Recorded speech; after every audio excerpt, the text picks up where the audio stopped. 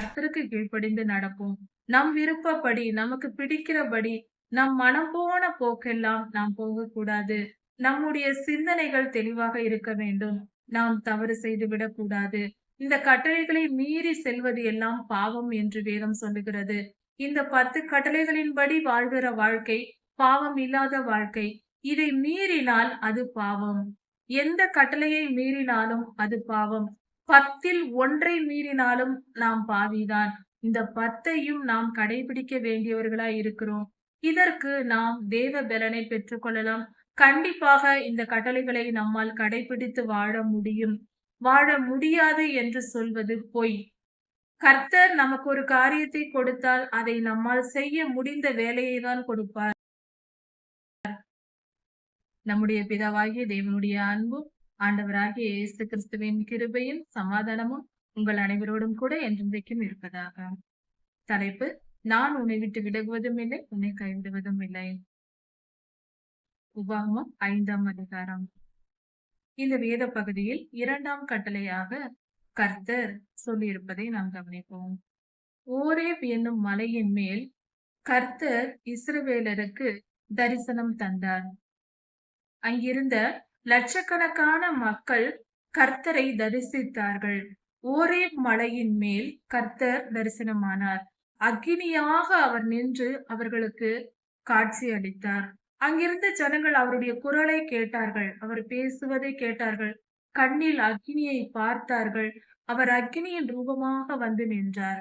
அப்பொழுது கர்த்தர் சொல்லுகிறார், என்னை நீங்கள் இப்பொழுது பார்க்கிறீர்கள். நீங்கள் கானானுக்குள் பிரவேசித்த பின்பு நீங்கள் போய் என்னைப் போல எனக்காக என்னைப் போல ஒரு தெய்வத்தை உண்டாக்குவேன் என்று சொல்லி, மேலே வானத்தில் இருக்கிற சூரிய நட்சத்திரங்களைப் போல ஏதாவது ஒரு சிலையை செய்து விடாதிருங்கள். கீழே பூமியில் இருக்கிற மிருகங்களைப் போல, பறவைகளைப் போல, பூமியில் இருக்கிற பொருட்களைப் போல எந்தவித உருவத்தையும் எனக்கு செய்து விடாதிருங்கள், சிலை செய்து விடாதிருங்கள் என்று கர்த்தர் சொன்னார். பூமியின் கீழ் தண்ணீரில் இருக்கிற எந்தவித பொருட்களின் உருவமாக என்னைப் போல ஒரு தெய்வத்தை உருவாக்காதிருங்கள். நம்முடைய பிதாவாகிய தேவனுக்கு எந்த சிலையையும் செய்யாதிருங்கள் என்று இஸ்ரவேலருக்கு கர்த்தர் சொன்னார். இது கொஞ்சம் யோசிக்க வேண்டிய ஒரு காரியம். என்னவென்றால், இறைவன் என்பவர் நம்மை படைத்தவர். இதில் எந்த மாற்று கருத்தும் யாருக்கும் கிடையாது.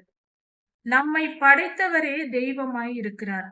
அப்படி இருக்க அவரை நாம் எப்படி படைக்க முடியும்? அது படைக்க கூடாது. அதிலிருந்து ஒரு தாயின் வயிற்றிலிருந்து ஒரு குழந்தை பிறக்கிறது. பிறந்த குழந்தை தன் தாயை மீண்டுமாக பெற்றெடுக்க முடியுமா? இது ஏதாவது ஒரு உண்மை இருக்கிறதா? அது கூடிய காரியமா? இல்லை. அதே போல நம்மை படைத்த இறைவனை நம்மால் உருவாக்க முடியாது. அது நமக்கு தகுதி இல்லை. அந்த தகுதி நமக்கு கிடையாது. நாம் அவ்வளவு பெரியவர்கள் இல்லை என்றே கர்த்தர் சொல்லுகிறார். நம்முடைய பிதாவாகிய தேவனைப் போல, ஆண்டவராகிய இயேசு கிறிஸ்துவைப் போல நாம் ஒரு சிலையை உருவாக்க கூடாது என்று கர்த்தர் சொல்லுகிறார். அதாவது இந்த உலகத்தின் துவக்கத்தில் நம்முடைய பிதாவாகிய தேவன் மனிதனை சிருஷ்டித்தார். ஒரு மனித தன்மையுடைய ஆவியை உருவாக்கினார், ஆத்துமாவை உருவாக்கினார். எந்த ஒரு பொருளும் இல்லாத நிலையில் மனித ஆத்துமாவை சிருஷ்டித்தார். அதன் பின்பு தம்முடைய ஆவியை கொடுத்து மண்ணினால் ஒரு உருவத்தை உண்டாக்கி, ஒரு சிலை போல மண்ணினால் ஒரு பொம்மையை உருவாக்கி, ஆதாமை உருவாக்கி, அந்த மனிதனுக்குள் தம்முடைய ஆவியை கொடுத்தார். அப்பொழுது அந்த மனிதன் ஜீவாத்மாவானான் என்று வேதம் சொல்லுகிறது.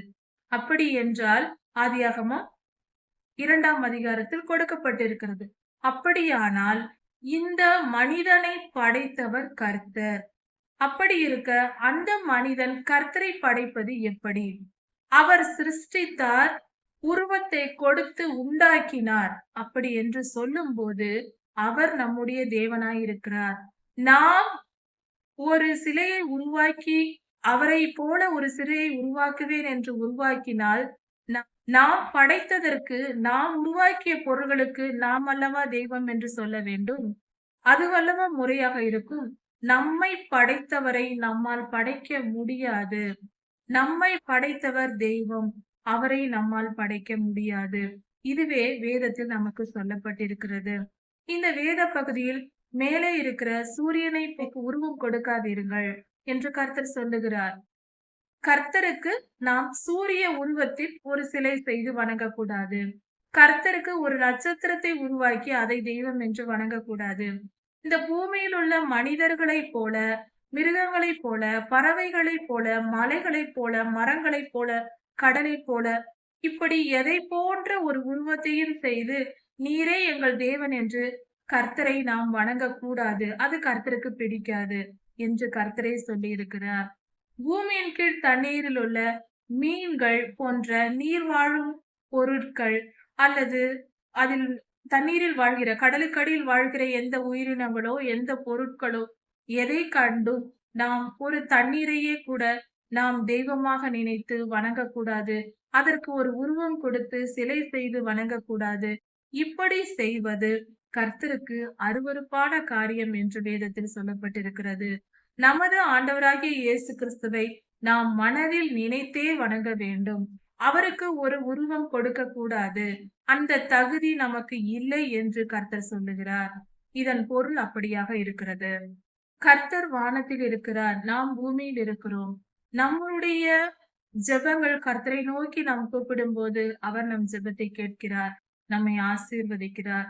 நாம் கண்களை மூடியே தெய்வத்தை நாம் வணங்குகிறோம். தெய்வம் கர்த்தரை நாம் வணங்கும் போது கண்களை மூடிக்கொள்கிறோம். நாம் கண்களால் பார்க்கிற பொருள்கள் தெய்வம் அல்ல என்பதே இதற்கு பொருள் அல்லவா? நாம் கண்களால் பார்க்கிறவைகள் நாம் நம்முடைய மாம்ச கண்களால் நம் கண்முன் தெரிகிற பொருட்கள் தெய்வமாக இருந்தால் நாம் கண்களை திறந்து கொண்டு அதை பார்த்து கொண்டே வணங்கலாமே. நாம் ஏன் ஒவ்வொரு மனிதனும் கண்ணை மூடி கடவுளை வணங்குகிறோம்? கர்த்தரை நாம் ஏன் அப்படி வணங்குகிறோம் என்றால் அதற்கு ஒரே காரணம், நம் கண்ணில் பார்க்கிற எந்த விஷயமும் கடவுள் அல்ல என்பதும் கர்த்தரே தெய்வம் என்பதும் உண்மையாயிருக்கிறது. அவரை நாம் நினைத்துதான் வணங்க வேண்டும். ஆவியில் உணர்ந்துதான் வணங்க வேண்டும். மாம்ச கண்களால் நாம் பார்க்கிற பொருள்களை தெய்வமாக வணங்கக்கூடாது. ஏன் ஆண்டவராகிய இயேசு கிறிஸ்து மாம்சத்தில் வந்தபோது நாம் அவரை பார்த்தோம். அப்படி கர்த்தர் வந்தால் நாம் பார்க்கலாம், தவறில்லை. ஆனால் நாமாக கர்த்தரை உருவாக்க கூடாது. தெய்வம் என்பவர் மனிதனை உருவாக்கியவர். மனித குலத்தையும் இந்த உலகத்தையும் சர்வ சிருஷ்டிகளையும் உருவாக்கியவரே தெய்வமானவர். தெய்வத்தை மனிதன் உருவாக்கினால் மனிதனுக்கும் தெய்வத்திற்கும் வித்தியாசம் அல்ல. அது பொருந்தாது. மனிதன் என்பவன் ஒரு சிருஷ்டிக்கப்பட்ட பொருளாய் இருக்கிறான். ஒரு ஜீவனாய் இருக்கிறான். தெய்வம் என்பவர் எல்லாவற்றையும் சிருஷ்டிக்கிறவராய் இருக்கிறார். அவர் சிருஷ்டிகர், நாம் எல்லாம் சிருஷ்டிப்புகள். அதை நாம் புரிந்து கொள்ள வேண்டும். வித்தியாசத்தை தெரிந்து கொள்ள வேண்டும். அவர் ஜீவனை உருவாக்குகிறவர். நாம் ஜீவனுள்ள மனிதர்கள், அவ்வளவுதான். நம்மிடத்தில் ஜீவன் இருக்கிறது. ஆனால் அவரால் ஜீவனையே உருவாக்க முடியும். ஒரு மனிதனுக்குள் உயிர் இருக்கிறது. உயிர் உள்ளவன் தான் மனிதன். ஆனால் உயிரை உண்டாக்க முடியாதவன். கர்த்தரோ உயிரை உண்டாக்கக்கூடியவர். அவரே தெய்வம். அவருக்கு நிகராக நம்மால் இன்னொரு உருவத்தை, இன்னொரு தெய்வத்தை உண்டாக்க முடியாது. அது செய்ய முயற்சிப்பதும் தவறு என்று இந்த வேத பகுதியில் நமக்கு சொல்லப்பட்டிருக்கிறது. இதை கடைபிடித்து வாழ்வோம். நாமும் கர்த்தரை மனதால் நினைத்து தொழுது கொள்வோம். ஒரு போட்டோக்களை உருவாக்கி கொண்டோ, படமாக வரைந்து கொண்டோ கர்த்தரை நாம் வணங்கக்கூடாது. அல்லது ஆண்டவராகிய இயேசு கிறிஸ்து சிலுவையில் இருப்பது போன்ற சிலைகளை செய்து கொண்டோ நாம் வணங்கக்கூடாது. இயேசு கிறிஸ்துவுக்கு ஒரு உருவத்தை கொடுத்து, ஒரு எந்த விதத்தில் படம் வரைந்தோ, சிலை செய்தோ, அல்லது சிற்பங்களை செய்தோ நாம் வணங்கக்கூடாது. கர்த்தரை நம் மனதால் நினைத்து வணங்கி தொழுது கொள்ள வேண்டும். அப்படி செய்வதே நீதியாய் இருக்கிறது. அதுவே கர்த்தருடைய கட்டளையாய் இருக்கிறது. இதை மீறி நாம் செய்யும் போது மகா பாவமாக இருக்கிறது. இப்படி செய்கிறவர்கள் கர்த்தருடைய ராஜ்யத்திற்குள் பிரவேசிக்க முடியாது. ஏனென்றால் கர்த்தர் சொல்லி இருக்கிறார், இந்த 10 கட்டளைகளை கீழ்ப்படிந்து நடந்தால்தான் நீங்கள் என்னுடைய ராஜ்யத்திற்குள் வர முடியும் என்று அவர் உடன்படிக்கை செய்திருக்கிறார். இந்த உடன்படிக்கை பெட்டிக்குள் கொடுக்கப்பட்டிருக்கிற பொருள்தான் இந்த 2 கற்பனைகள். இந்த 2 கற்பலகைகள், அதில் உள்ள இந்த வார்த்தைகள். அப்படி இருக்க, இந்த கற்பனைகளை கைக்கொண்டு நடந்தால்தான் நாம் நித்திய ஜீவனுக்குள் போக முடியும். இதை மாற்றி நான் கர்த்தருக்கு சிலை செய்வேன். சிலுவை செய்து வணங்குவேன். ஆண்டவராகிய இயேசு கிறிஸ்துவின் படத்தை வரைந்து வணங்குவேன் என்று நாம் செய்தால், கர்த்தருடைய ராஜ்யத்திற்குள் போய் சேர முடியாது என்பதே வேதம் நமக்கு கொடுத்திருக்கிற தெளிவான விளக்கம். அதை புரிந்து கொள்வோம். கீழ்ப்படிந்து கர்த்தருக்கு கீழ்ப்படிந்து நடப்போம். நம் விருப்பப்படி, நமக்கு பிடிக்கிறபடி, நம் மனம் போன போக்கெல்லாம் நாம் போகக்கூடாது. நம்முடைய சிந்தனைகள் தெளிவாக இருக்க வேண்டும். நாம் தவறு செய்து விடக்கூடாது. இந்த கட்டளைகளை மீறி செல்வது எல்லாம் பாவம் என்று வேதம் சொல்லுகிறது.